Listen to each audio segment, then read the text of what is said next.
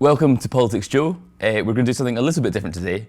My esteemed colleague, Harry Ainsworth and I are going to be looking at a video we made recently in which we went to see a man who lives in a skip. Harry's one of our videographers at Politics Joe, and if you've seen anything cool in one of our videos, he's probably responsible for it.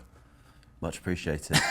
The Skip House is a project by a man called Harrison Marshall, who basically said he couldn't find anywhere decent to live in London, in central London, for a reasonable price. So he's converted a skip into a house. Yeah, it's really cool how he's done it. He's got the land for free, or he's renting it for like a small fee. The land is owned by charity, yeah, and he's allowed to place the skip house on it, and he's only paying £50 a month for the skip. Yeah. So his outgoing rent for a year in central London is 600 quid. Yeah, it's mental. Absolutely unheard of. Yeah, and then it was £4,000 building fees as well. It's really interesting how he's built it as well. He's got this kind of like plastic compound that roofs it. I don't know what it's made out of. It's kind of like compressed sheets of plastic, recycled plastic. Yeah, it's a really, really cool space. He's actually got quite a lot of land that this skip sits on. Yeah, it's a really quite a big garden. Yeah, if you think of it as like a front garden, back garden, it's got a lot. He's got lots of imagine in the summer it'd be quite nice having like a patio. Yeah, essentially. Definitely. It's exposed though, like it's at the fork of two roads and it sits right in the middle. Let's not dox them. Oh, okay. Yeah, true, yeah. SW17. And the code to the padlock. Shall we see? Yeah, let's go for it.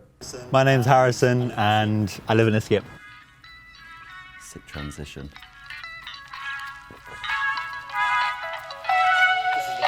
So you just said that was a sick transition. So I edited this, brag, and the inspiration was MTV Cribs. Okay. So, because I was like, what's good, interesting, weird house content? I just watched, it was Tyson Fury's MTV Cribs, and he just had all these like weird dissolves, and like just Tyson Fury being like, this is the painting of me, dissolve. These are my 10 children. Yeah, I think Harrison was perhaps a bit more subdued than Tyson Fury would have been. Maybe. Yeah. Oh. Maybe slightly smaller gaff as well. This is the main living area, as it were. This is my hob where I'll cook. I've got my pots and pans under here. Very small one-pot meals for the next year. Food storage, fridge. Got some nice little plants here. And then beds up the top, which is kind of cozy. Filled the place with artwork from friends and family, which is nice. The project. This man does not have an air fryer. How? He's the most air fryer man. People are living in the suburbs in 3-bed houses, and they have air fryers. This man lives in a skip. I thought you just meant like his vibe was like he's such an air fryer kind of guy. Like Harrison, really nice guy, but he does scream like air fryer. First thing I thought when I met that man. We were actually talking about him, what he is going to cook in there, because when we visited, he didn't even have electricity, did he? And I was talking to him about maybe cooking a roast at some point, which he didn't seem very enthused by. But like, I don't know, what food can you cook in that? No, it's really limited. There's no it's best case scenario. You're making like a stir fry on like the hot, like something with. You need one pot. So I actually didn't go into the skip house. You did. You filmed that bit. I was standing outside. Yeah. What was it like? I mean, he was hard pressed for any space to put like a cooktop or anything like that. It was nice. It was really nice and cozy. I'm sure you've seen those YouTube videos of people that build these tiny homes. Yeah. You can see the appeal. It is really nice in there. But yeah, no, he's not. He's suffering for real estate, put it that way, in terms of like, he's got the double bed upstairs and then the kitchen, socialising area downstairs, and that is it. Yeah. It's very small.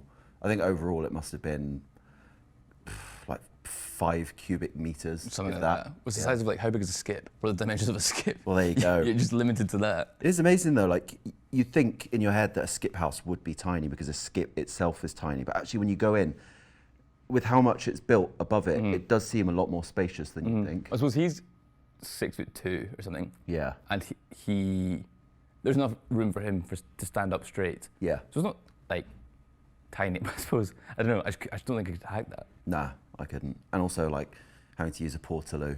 Yeah, well, we'll come to his amenities a bit later on.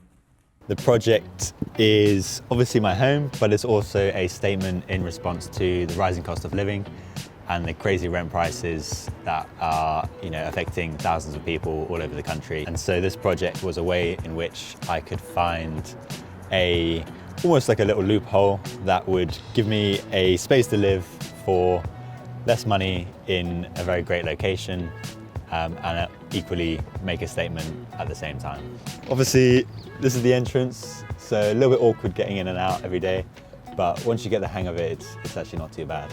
And then beds all up the top, up the ladder, and that is all my storage down the sides, so all my clothes, my tools, jumpers, and then all the bedding's up there. I came back to London a few months ago. I'd been doing some work overseas and I started the dreaded hunt of looking for a room.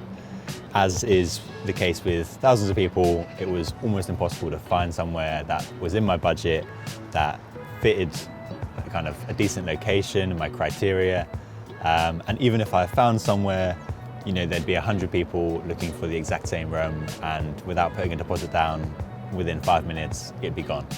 So you end up spending all of your evenings, all of your spare time hunting for a room, just to be let down time and time again. And I've got neighbours here that have lived here their whole lives, and their kids are now grown up in this area, they've got jobs here, they're moving out, and they're having to move way out to the outskirts of the city, even though this is where they're based, this is where they've grown up and spent the last 20 years. And the price is just, unaffordable. So the cost was... I think that's an interesting point about rent in London, is that you and I know we're not from London. We've done kind of the young professional thing, moved to London for a career, for work, whatever. And we I live in London, you live outside, but there's a community. There's communities who've lived in London for years and years and years who just can't afford to stay. A flat that 30 years ago you wouldn't want to live is now going for thousands of pounds, and it's like a month. It's extraordinary, and people are being separated from their communities, their families. Like why shouldn't someone who's born in Bermondsey get to live in Bermondsey for the rest of their life just because of rent prices? It's absolutely crazy. 100%. It actually reminds me slightly. I'm sure she won't mind me saying this, but my aunt works in a restaurant in Maida Vale. She's lived in Maida Vale the last 20 years. She's had a son who lives with her, and the landlord has decided he wants his daughter to move into the property. She's paid the same amount of rent every year for 20 years, exactly the same amount. So obviously, if he did put the price up, it would just be completely unaffordable. But because she's been paying the same amount, now that she has to move out, she's looking at all these flats, near her place of work in Maida Vale. There is just nothing that's even close to the amount she was paying. That sucks. And it's getting to the point that she's going to have to, her and her son, my cousin, are going to have to move out of London. And that's a very real example of when kind of like struggles with housing really impacts people's lives and the people around them as well. Like my cousin is going to have to move schools potentially. It's a shit show. It's just rubbish that renters are beholden to the whims of landlords who, I don't know, aren't always the most benevolent people. The flat I live in like a nice flat I live with two friends, so I'm lucky in that regard. I live very kind of like central. I live opposite a tube station. But I don't have a living room. My bedroom is the living room, which is, I don't know, it's just quite, I don't know, I've got no idea if my landlord knows what I do, so maybe they might see this, I don't know. But landlord, I think it's pretty crap that you've converted the living room into my bedroom. Do people not deserve like spaces to, like your home shouldn't be just more of, it should be more than a place to sleep. You should be able to exist there. I've lived in places before and I've just looked them up. One day you're bored and you look them up on Rightmove and stuff, see old photos of them. And I've seen rooms that my housemate's been living in that previously were just like rooms with loads of shoes in and stuff. They're cupboards, and it just shows like any kind of space that they can use and make money off, they'll do it. I briefly lived in a warehouse in Stoke Newington, and I had, there was one window, but it was like, the design of the room was kind of, imagine like kind of an L shape, and the bed was in this part. The window was all the way down there. So the natural light just kind of was cut off by the L. Yeah. I think it went a bit, I think genuinely my mental health was the worst it's ever been. I've been quite lucky with mental health in general, but just because I wasn't getting enough daylight because of like a decision made by the developers of the property. Those warehouses are mental though. It's like some of those rooms don't even have windows, and it's like you might not have windows. You have to live with 24 people you don't know. They'll be partying at 3 a.m. pretty much every evening, and we're going to charge you £2,000 a month for it. The cost was about £4,000 all in, so that's all the materials, most of the furnishings, and then my only outgoing cost now that it's here is a nominal rate for the actual skip itself, which is £50 a month. For that to be possible, obviously I've got a lot of help. I mentioned before the site. This is provided by a arts charity called Anti-Pavilion, who have access to this plot of land. Even the Portaloo company has provided that for free, and therefore, hence this project isn't necessarily scalable, but more of an art project itself. So you're only paying about £600 a year in outgoing rent? Yes, exactly. So inside the skip, I have a little. This is my water, which I refill from a hose that runs from the neighbour's property. And then as of today, actually, I will have electricity coming in. That will mean I can cook in here, I'll have a heater, I'll be able to charge everything, etc. And then showering, I do at work or at the gym. Are you single at the moment? Yes. What do you think any potential partner would make of this? I think, yeah, it's a good question. I think the reactions I get are 50-50 on whether people want to come and check it out and stay over. I think most people want to come and check it out. Whether people would want to stay over is a different kind of question. I think the shower, the toilet would be a big factor. They're one of the biggest compromises of living in a skip. And then how long are you intending to stay? So I'll be living in the skip itself for hopefully a year, maybe longer. This site, it could be the case that I move this to other locations around London if opportunities arise. But yeah, I want to do definitely a good chunk of time, see it through. Yeah. I remember when he said that, oh, I'm going to live in it for a year, and we were like, oh yeah. Yeah. Just because I couldn't see myself doing that. I think when we met Harrison, so Harrison had been living there for about 6 weeks at that point. I reckon the novelty is still there a wee bit. And I couldn't imagine so he's going to live there for another, what's that? Like 7 times 7, no more than that. Like he's doing that again and again and again, like those 6 weeks over and over, living in, I don't know. I shower at work sometimes, don't love it. Imagine doing that every day and like not having the option to, like, he has to go outside when he wants to pee. He has to walk to the Portaloo. It's so against, like, I understand the point he's making and stuff. I think it's like very admirable that he's doing it, and also I think it's actually very admirable about this is Harrison is making the point. He says it's not scalable. He's like, this isn't a solution. He's like, this is like, look how absurd this is. That's the point he's trying to make. Because I've seen the video that we made of this, lots of comments were like, oh, people were like, landlords will try and buy this from you, or this should be replicated.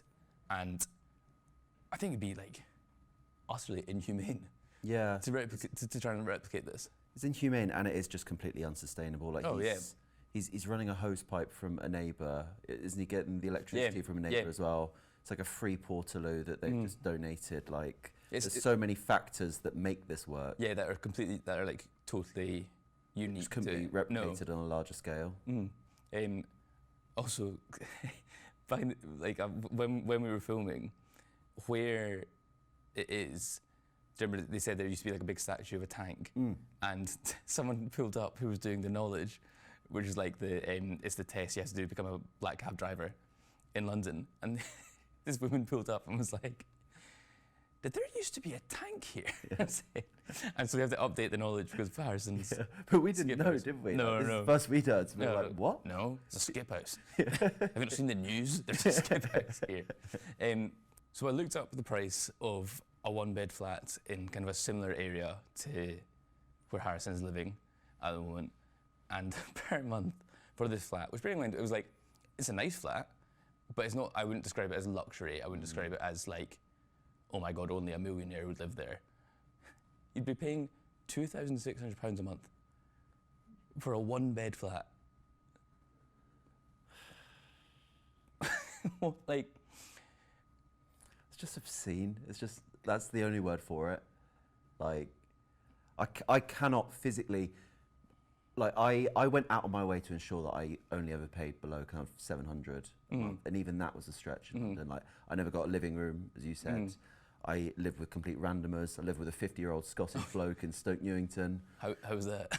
It was awful. He became my surrogate dad and gave me a bollocking every day for leaving food in the sink and stuff like that. That's the price you and I live with 7 people in that house as well. But that's the price you have to pay for cheaper rent in a way. You kind of have to put up with these factors that make living more enjoyable that you can't have. Like, you don't have the living room and a garden often as well. We didn't have a garden in both properties. Yeah, so to have like a good standard of living, that flat looks nice, but 2,600 for it, it's just No, it's like absolutely obscene. I think there is. I talk to my friends about quite a lot about why do we live in London. Yeah. Like, if you're expected, if that's like you're almost taking a financial penalty in your 20s for making the decision to live here. Yeah. Which unless you work in, well, even I suppose if you work in finance or something like that, that's like, even if you're taking home like a pretty big salary, I imagine £2,600 is a decent chunk of it. Yeah. Like, I feel like the main reason people stay in London is because they love London. Because it's not even a convenience thing anymore. There's places in Kent and surrounding counties that you can get into London within half an hour. I do it every day from Kent. There's places in Kent that you can rent. You can rent like a whole house for the sake, like for 2,600 in Kent, you'd be able to rent. You own Kent. Like, you'd be able to have like a, I don't know, maybe 3-bed house in some parts of Kent and still be able to get into London within, you know, half an hour to an hour. I don't get why more people don't go out, to be honest. The only reason I could think of it is just they like the convenience of being close to mates and going out for pints every so often. Yeah. Last clip. Yep. And do you think you'll hack it? Yes, I think so. I've kind of picked the worst time of year to build it and then move in. So I've experienced all the cold in here, and I've experienced it without electricity yet as well, which means hopefully as we get closer to spring, it gets a little bit more comfortable, the garden starts to become a little bit more useful, and then my other worry then would be the other extreme of middle of summer, just how hot it might get inside here. So that will be a different kind of challenge. But I think I should be able to hack it, yeah. But the purpose of this project is to push a bit more creative thinking around housing and how it can be done. The way in which social housing has been done and is moving forward over the years has become much more of a tick box exercise for developers, rather than something that people or organisations or government really truly believe in and want to put their time in and want to put their money in. And so therefore it's become something which just has to be kind of done on the side, and then therefore it's never, you know, fully integrated or done to a high standard, or the time and effort isn't really put into it. And so, you know, this is just trying to push people to really think a little bit more about that. God, those 2 videos look good, don't they? The recommended ones. For if you can't see, that's 2 videos that Harry shot. Have been recommended at the end of the YouTube video, which I would do recommend you watch all of our content. Yes, I think indeed. I think the point Harrison is making about there's been a lack of focus on social housing or housing in general for X amount of time. In London, the property developers have to make 10% of their development social housing. So like all these luxury flats, etc., 10% of that does go to social housing, which is like excellent. Like it's great. Any social housing is good, but there's been no drive for more housing, and I suppose that's maybe the only solution to, or it's a solution certainly to skyrocketing rents, is if there's greater supply, the demand is lessened, and then landlords are forced to like bring the rents down. Which I think, I don't know, that's probably the only, it's the most cause and effect option, I think, of how to change this. It's I saw a TikTok video, and it was it might have been the building that had the swimming pool, you know, the big glass one Yeah. between 2. And the 10% of properties that were social housing had a different entrance. Oh yeah. Do you remember seeing that? No. And there was like a big, grandiose, nice entrance for the 90% of private owners, and just this horrible kind of like back door. And they're not allowed to use the pool. Yeah. Like the sky pool. It's like that just sums it up, doesn't it? Like I suppose that sums up the flaws in the 10% allocation, isn't it? They get the house, but they're treated as kind of an afterthought, which, as Harrison says, they need to be treated front and centre. Yeah. So that's it from Harry and I. Say goodbye, Harry. So yeah. Let us know if you enjoyed this format, if you want to see us react to any of our other content. Let us know which content that is. And we'll see you soon.